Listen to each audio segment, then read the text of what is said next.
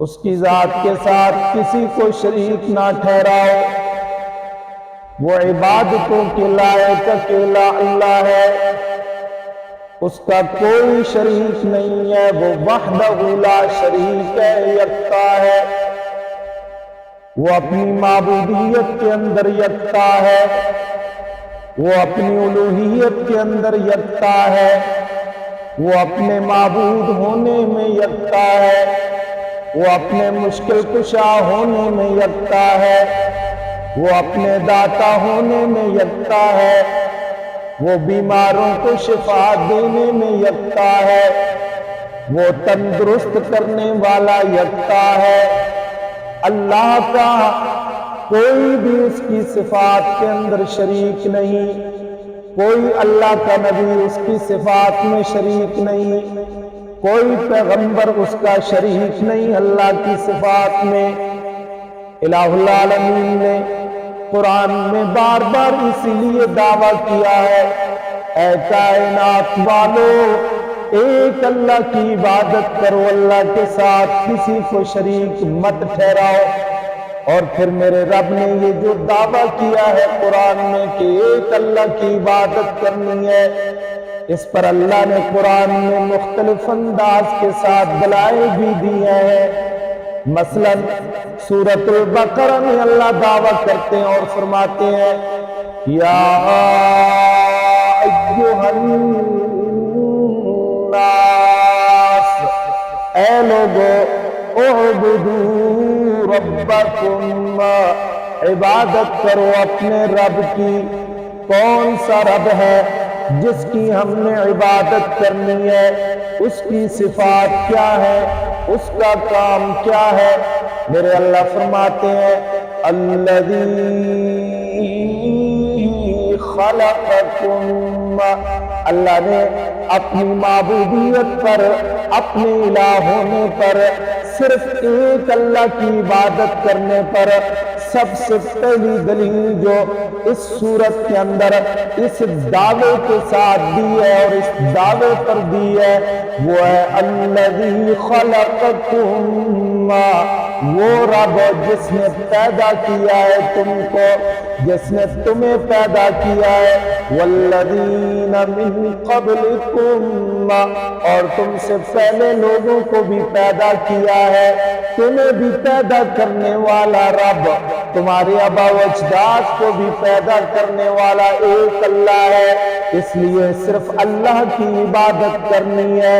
اس نے کس صورت کے اندر پیدا کیا، کون سے ادوار سے گزار کر اللہ نے پیدا کیا؟ سورۃ المومنون کے اندر 18ویں پارے میں اللہ تعالیٰ فرماتے ہیں، وَلَقَدْ خَلَقْنَا الْإِنسَانَ مِن سُلَالَةٍ مِّن طِينٍ ثُمَّ خَلَقْنَا النُّطْفَةَ عَلَقَةً فَخَلَقْنَا الْعَلَقَةَ مُضْغَةً فَخَلَقْنَا الْمُضْغَةَ عِظَامًا فَكَسَوْنَا الْعِظَامَ لَحْمًا ثُمَّ أَنشَأْنَاهُ خَلْقًا آخَرَ فَتَبَارَكَ اللَّهُ أَحْسَنُ الْخَالِقِينَ۔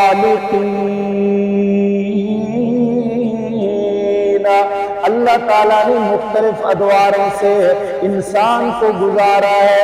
پہلے انسان پانی کا قطرہ ہوتا ہے، خون کا لوتھڑا بنتا ہے، بوٹی بنتی ہے، ہڈیاں بنتی ہیں، پورا جب ڈھانچہ بن جاتا ہے اللہ تعالیٰ کی ذات اس میں روح کو ڈالتے ہیں۔ میرا مالک فرماتا ہے پھر تیری تصویریں کیسے بنائی؟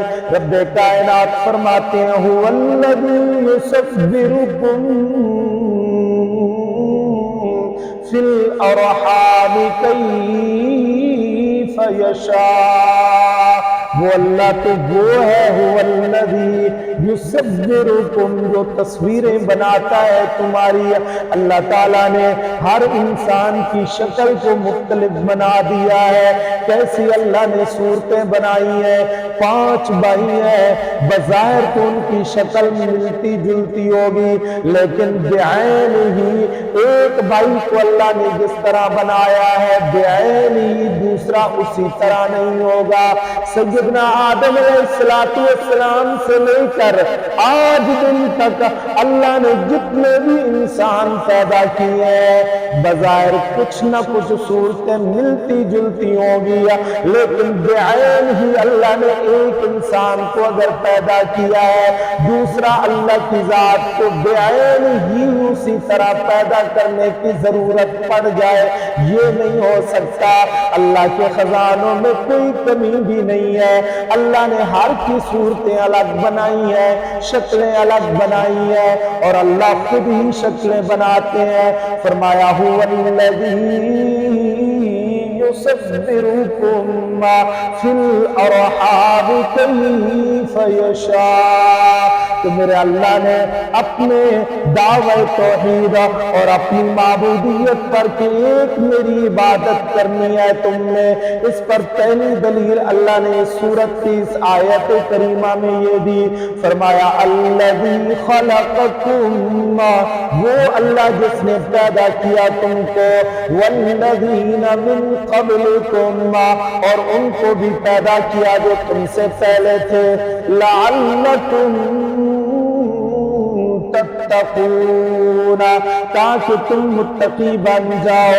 अल्लज़ी जअल लकुमुल अर्ज़ फ़िराशा, वो रब जिसने बनाया तुम्हारे लिए जमीन को बिछोना, वस्समाअ बिनाआ, और अल्लाह ने आसमानों को छत बना दिया, वअन्ज़ल मिनस समाइ माअन, और नाज़िल किया अल्लाह ने आसमान से पानी, फ़अख़रज बिही मिनस समरात, अल्लाह ने निकाला उस पानी के जरिए फलों को, रिज़्क़न लकुम, रोज़ी है तुम्हारे लिए।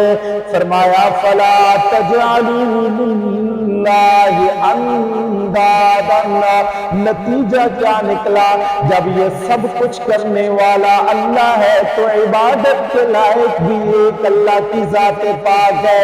फलिहाज़ा फला तजअलू लिल्लाहि अंदादन, ना बनाओ तुम अल्लाह के लिए शरीक, व अंतुम तालमून।